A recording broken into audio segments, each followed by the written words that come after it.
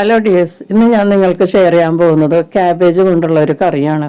നമ്മളെപ്പോഴും തോരനും പിന്നെ ക്യാബേജ് വാട്ടിയൊക്കെ എടുക്കാറുണ്ട്. പക്ഷേ ഇതുപോലെ ഒരു കറി ഉണ്ടാക്കുകയാണെങ്കിൽ നമുക്ക് ചോറിൻ്റെ കൂടെയും ചപ്പാത്തിക്കും അതുപോലെ പുട്ട്, അപ്പം, ഇടിയപ്പത്തിൻ്റെ കൂടെ ഒക്കെ കഴിക്കാൻ പറ്റും.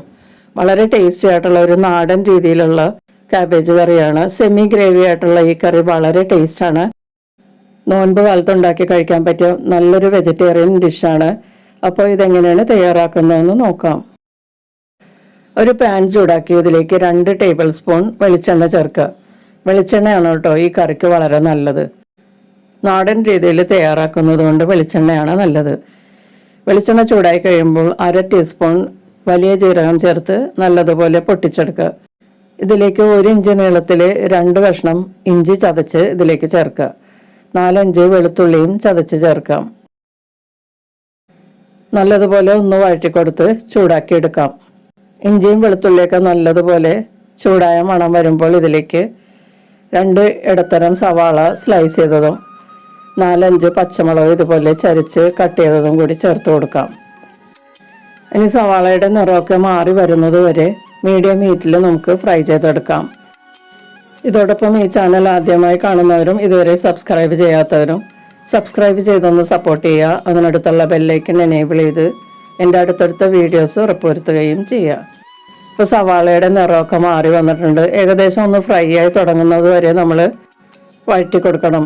ഇനി ഇതിലേക്ക് കുറച്ച് കറിവേപ്പില ചേർത്ത് ഒന്ന് വഴറ്റി കൊടുക്കാം. കറിവേപ്പില നമ്മൾ ഈ സമയത്താണ് ചേർക്കുന്നത്. പിന്നെ നിങ്ങൾക്ക് വേണമെങ്കിൽ ആദ്യമേ ചേർക്കാട്ടോ. കറിവേപ്പില ചേർത്തൊന്ന് വഴറ്റിയതിന് ശേഷം ഇതിലേക്ക് പൊടികൾ ചേർത്ത് കൊടുക്കാം. 1/4 ടീസ്പൂൺ മഞ്ഞൾപ്പൊടി ചേർക്കാം. 2 ടീസ്പൂൺ മല്ലിപ്പൊടി ചേർക്കാം. ഇപ്പോൾ ഞാൻ 2 ടീസ്പൂൺ മല്ലിപ്പൊടി ചേർത്തിട്ടുണ്ട്. ഇനി ഇതിലേക്ക് 1 ടീസ്പൂൺ അളവിൽ കുരുമുളക് പൊടി ചേർത്ത് കൊടുക്കാം. ഇതിലേക്ക് നമ്മൾ ചുവന്ന മുളകൊന്നും ചേർക്കാറില്ല, എങ്കിലും ഒരു കളറിന് വേണ്ടിയിട്ട് 1/4 ടീസ്പൂൺ കാശ്മീരി മുളക് പൊടിയും കൂടി ചേർക്കുന്നുണ്ട്. മുളക് പൊടി ചേർത്തില്ലെങ്കിലും കുഴപ്പമൊന്നുമില്ല കേട്ടോ. ഇനി നേരിയ തീയിൽ ഈ മസാലപ്പൊടികളൊക്കെ കുക്കാവുന്നത് വരെ വഴറ്റി കൊടുക്കാം. ഇതിലേക്ക് ഒരു മീഡിയം വലിപ്പത്തിലുള്ള തക്കാളി സ്ലൈസ് ചെയ്ത് ചേർക്കാം. ഇതിലേക്ക് ആവശ്യത്തിനുള്ള ഉപ്പും കൂടി ചേർക്കാം. ഈ കറിക്ക് ആവശ്യമുള്ള ഉപ്പാണ് ഞാനിപ്പോൾ ചേർത്തത്. എന്നിട്ട് ഈ തക്കാളിയെല്ലാം നല്ല സോഫ്റ്റ് ആവുന്നത് വരെ വഴറ്റി കൊടുത്ത് കുക്ക് ചെയ്യാം. തക്കാളി പെട്ടെന്ന് കുക്കായി കിട്ടാൻ വേണ്ടിയിട്ട് മൂടി വെച്ചൊരു 3 മിനിറ്റ് നമുക്ക് മീഡിയം ഹീറ്റിൽ ഫ്രൈ ചെയ്തെടുക്കാം. ഇപ്പോൾ തക്കാളിയൊക്കെ നല്ല സോഫ്റ്റ് ആയിട്ടുണ്ട്. ഇനി ഇതിലേക്ക് ചേർക്കാൻ പോകുന്നത് ക്യാബേജാണ്. 300 ഗ്രാം ക്യാബേജാണ് ഞാൻ എടുത്തിരിക്കുന്നത്. അത് വളരെ നേരിയതായിട്ട് കുറച്ച് നീളത്തിൽ കട്ട് ചെയ്തെടുത്തതാണ്. ഈ മസാലയിലേക്ക് ഈ ക്യാബേജ് ചേർത്ത് കൊടുക്കാം. എന്നിട്ട് മസാലയുമായി നല്ലതുപോലെ ഒന്ന് മിക്സ് ചെയ്ത് കൊടുക്കാം. ചൂടാകും തോറും ക്യാബേജ് നന്നായിട്ടൊന്ന് ഒതുങ്ങി കിട്ടും.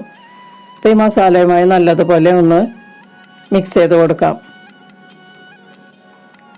ഇപ്പോൾ ഞാൻ മസാലയുമായി നല്ലതുപോലെ ക്യാബേജ് മിക്സ് ചെയ്തിട്ടുണ്ട്. ഇനി നമുക്കിതിലേക്ക് വേകാൻ ആവശ്യമുള്ള വെള്ളം ചേർത്ത് കൊടുക്കാം.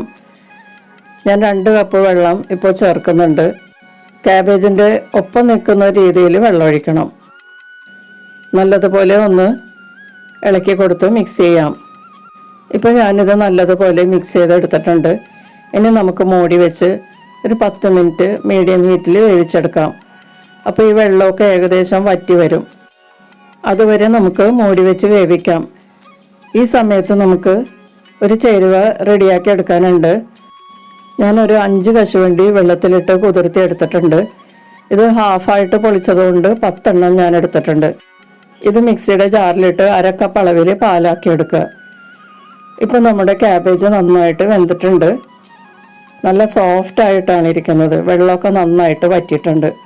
അപ്പം ഞാൻ കശുവണ്ടി 1/2 കപ്പ് പാലായിട്ട് അരച്ചെടുത്തിട്ടുണ്ട്. അത് ഇതിലേക്ക് ചേർത്ത് കൊടുക്കാം. നിങ്ങൾക്ക് വേണമെങ്കിൽ തേങ്ങാപ്പാലും ചേർക്കാം കേട്ടോ. ഓപ്ഷനലാണ്. കശുവണ്ടിപ്പാൽ ചേർത്താൽ നല്ല ടേസ്റ്റ് ആയിരിക്കും. പിന്നെ തേങ്ങാപ്പാൽ വേണമെങ്കിൽ ചേർക്കാം. നല്ല കട്ടിയിലുള്ള തേങ്ങാപ്പാൽ ഇതിലേക്ക് 1/2 കപ്പ് ചേർത്താൽ മതിയാകും. ഇനി തുടരെ ഇളക്കി കൊടുത്ത് 2 മിനിറ്റ് ചൂടാക്കുക. മീഡിയം ഹീറ്റിൽ നല്ലതുപോലെ ഇതൊന്ന് തിളപ്പിച്ചെടുക്കണം. കശുവണ്ടിപ്പാൽ ചേർക്കുമ്പോൾ ഗ്രേവി നല്ലതുപോലെ കുറുകി വരും. ഇപ്പോൾ ഗ്രേവിയൊക്കെ നന്നായിട്ട് തിളക്കാൻ തുടങ്ങിയിട്ടുണ്ട്. ഇതിലേക്ക് കുറച്ച് മല്ലിയില ചേർത്ത് കൊടുക്കാം. മല്ലിയില കുറച്ച് കൂടുതൽ ചേർക്കുന്നത് ഈ കറിക്ക് നല്ല ടേസ്റ്റാണ് കേട്ടോ. ഞാൻ ഏകദേശം അരക്കപ്പോളം എടുത്തിട്ടുണ്ട്. ഇതിലേക്ക് കുറച്ച് വേപ്പിലയും കൂടി ചേർക്കാം. നാടൻ കറി ആയതുകൊണ്ട് കുറച്ച് കറിവേപ്പിലയും കൂടി ചേർത്തിട്ട് നല്ലതുപോലെ ഒന്ന് മിക്സ് ചെയ്യാം. മല്ലിയില ചേർത്തതിന് ശേഷം 1 മിനിറ്റ് ഒന്ന് ഇളക്കി കൊടുത്ത് തിളപ്പിക്കുക. ഇപ്പോൾ ഈ കറി നല്ലതുപോലെ തിളക്കുന്നുണ്ട്. ക്യാബേജ് കുറുമ റെഡി ആയിട്ടുണ്ട്. നല്ല ടേസ്റ്റാണിത്. നല്ല മണമൊക്കെയാണ് വരുന്നത്. ക്യാബേജൊക്കെ നല്ല വെണ്ണ പോലെ വെന്താണ് ഇരിക്കുന്നത്. നമ്മൾ വായിൽ വെച്ചാൽ അലിഞ്ഞിറങ്ങും, അതുപോലെ സോഫ്റ്റാണ്. നമുക്കിതൊരു പാത്രത്തിലേക്ക് മാറ്റാം. വളരെ പെട്ടെന്ന് ഉണ്ടാക്കാൻ പറ്റിയ ഒരു കറിയാണിത്. ക്യാബേജൊക്കെ വളരെ നല്ലതാണ് നമ്മുടെ ശരീരത്തിന്. ധാരാളം വിറ്റമിൻസും മിനറൽസും ആൻറ്റി ഓക്സിഡൻസും ഒക്കെ ക്യാബേജിൽ അടങ്ങിയിട്ടുണ്ട്. ക്യാബേജ് ഒരു ലീഫി വെജിറ്റബിളും കൂടിയാണ്. അപ്പോൾ ഇലക്കറികൾ ഇല്ലാത്ത സമയത്ത് നമുക്ക് ക്യാബേജ് കറിയായിട്ട് ഉണ്ടാക്കി കഴിക്കാം. മുളക് പൊടിയൊന്നും ചേർക്കാതെ നമ്മൾ കുരുമുളക് പൊടിയും പച്ചമുളകുമാണ് എരിവിന് ചേർത്തിരിക്കുന്നത്. അത് നല്ലൊരു കോമ്പിനേഷനാണ്, നല്ല ടേസ്റ്റാണ്. ഈ ഗ്രേവി തന്നെ വളരെ നല്ലതാണ്. നമുക്ക് ചോറിൻ്റെ കൂടെയും ചപ്പാത്തിയുടെ കൂടെയൊക്കെ കഴിക്കാൻ വളരെ നല്ലതാണ്. കൂടാതെ നമുക്കിത് പുട്ടിൻ്റെ കൂടെയും അപ്പത്തിൻ്റെ കൂടെയും ഇടിയപ്പത്തിൻ്റെ കൂടെയൊക്കെ കഴിക്കാൻ വളരെ നല്ലൊരു കറിയാണിത്. നോമ്പ് കാലത്ത് കഴിക്കാൻ പറ്റിയ വളരെ നല്ലൊരു വെജിറ്റേറിയൻ കറിയാണ്. അപ്പോൾ എല്ലാവരും ഒന്ന് ട്രൈ ചെയ്ത് നോക്കുക. വീഡിയോ ഇഷ്ടപ്പെട്ടാൽ ലൈക്ക് ചെയ്യാൻ മറക്കരുത്.